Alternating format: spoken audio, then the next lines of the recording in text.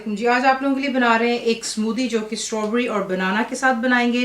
तो यहाँ पे आपके पास फ्रेश स्ट्रॉबेरीज होनी चाहिए, आपको चाहिए बनानास, राइप होंगे, कच्चे मत इस्तेमाल कीजिएगा, जायका अच्छा नहीं आता। दही जो है थिक ग्रीक योगर्ट इस्तेमाल हो सकता है, लो फैट कर सकते हैं, जो आपको हेल्थ इजाज़त देती है आप वो इस्तेमाल कीजिएगा। जो योगर्ट्स होती है इसमें काफ़ी फ्लेवर्स भी हैं। मैं यहाँ पर इस्तेमाल कर रही हूँ वनीला का। अगर आपको वनीला नहीं मिलता तो आप उसकी जगह वनीला एसेंस प्लेन योगर्ट के साथ डाल सकते हैं। लेकिन मैं क्या कर रही हूँ, थोड़ा सा एक्स्ट्रा उसको जायका देने के लिए मैं वनीला का इस्तेमाल करूँगी विद वनीला योगर्ट। हनी इस्तेमाल करेंगे ज़रा थोड़ा सा और उसको मीठा करने के लिए। नेचुरल चीज़ें हैं, बर्फ़ काफ़ी ज़्यादा इसमें इस्तेमाल होगी।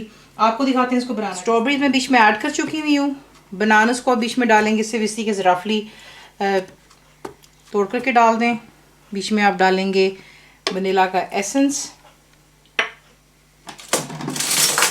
बीच में जाएगा जो कि दही है,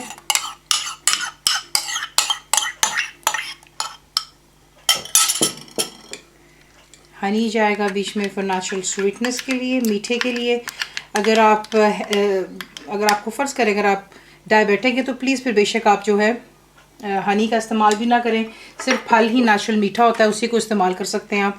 बीच में डालेंगे काफ़ी ज़्यादा आइस और इसको इतना ब्लेंड करेंगे कि कम्प्लीटली ये क्रश हो जाएगी आइस और तमाम चीज़ें एक जान। स्मूदी तैयार हो जाती है। देखें इसमें अगर आपको थोड़ा सा खटास लगती है तो ऑब्वियसली स्मूदी जो होती है वो काफ़ी तरीक़ों से बन सकती है, दूध, दही या फिर आइसक्रीम।